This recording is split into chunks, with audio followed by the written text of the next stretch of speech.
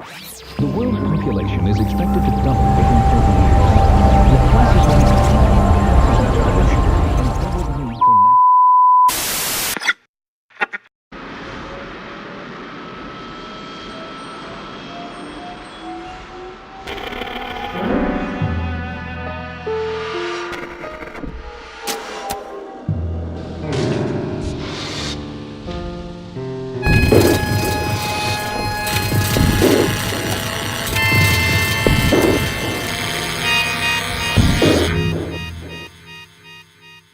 Parce qu'on a vécu, y compris dans l'inspiration analytique, mais qui répondait de tout ce qui se passait dans l'histoire de l'art, à un art qui allait plutôt dans la verticalité, qui montait. On était dans l'ascension.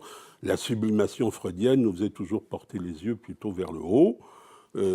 Freud lui-même regardait vers le haut, son inspiration artistique allait du côté le romantisme allemand. Le bas n'était pas du tout son truc. Et au fond, je me suis dit que si on avait une esthétique à attirer, si on pouvait penser quelque chose dans l'art à partir de Lacan, ça serait de voir chez Lacan un grand théoricien du bas, quand Freud a été plutôt un théoricien du haut. Et Lacan nous a donné, sous l'espèce de l'objet petit a, machin un peu bizarre, insaisissable, etc., au fond, il avait fondé la théorie du bas. Freud, c'est ce qui s'élève, le sublime, la sublimation. Lacan, c'est ce qui chute.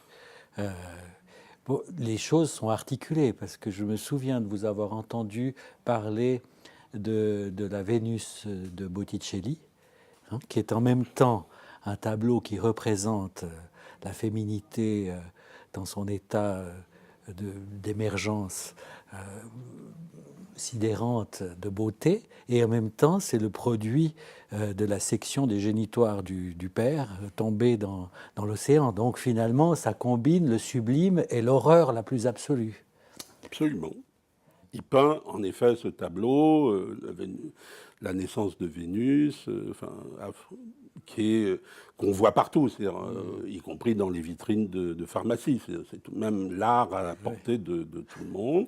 Et en effet, la question, c'est qu'on voit la naissance de la beauté, mais on ne pense pas tout à fait. Enfin, c'est vraiment un voile. Oui, le tableau lui-même a une fonction de voile, voilà. C'est-à-dire il est un voile à ce qui serait derrière, c'est-à-dire ce que le tableau finalement cache, c'est-à-dire l'origine de cette beauté et le rapport qu'on peut, ce que vous signaliez finalement, de l'inversion à l'opposition entre l'ascension et la chute. Voilà, c'est pas la première chose à laquelle on pense, l'horreur de la castration, du sexe tombé dans la mer, n'est-ce pas?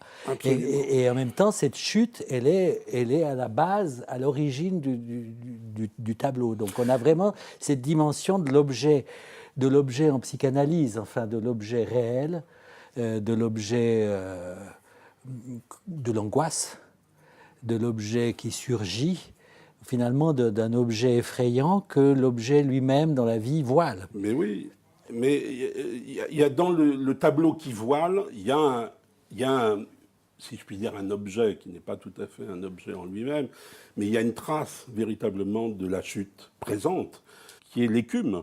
Parce que le fait du jet des génitoires dans l'eau produit cet effet d'écume, et on dit que Vénus donc naît de cette écume, et que son nom en grec est évidemment le composé de ça, née de l'écume. Elle est née de l'écume. Et cette écume-là est présente dans le tableau. Ça, c'est ce qu'on voit. Et donc, c'est la trace, en effet, de ce qui est au revers, en fait, du tableau lui-même, et qui est la partie lacanienne, si je puis dire, du tableau. C'est-à-dire, il y a la partie freudienne, on pourrait dire qu'elle est devant. Botticelli est assez freudien. Mais il y a derrière, il y a Lacan, qui, lui, serait le théoricien de l'origine de la beauté, qui suppose que derrière toute beauté, il y a un point d'horreur. Ce qu'on peut dire à propos de Botticelli, et qui suppose que le tableau vient lui-même voiler quelque chose qui est derrière et qu'on ne voit finalement pas, cette horreur-là. L'art contemporain a cette caractéristique de montrer ça.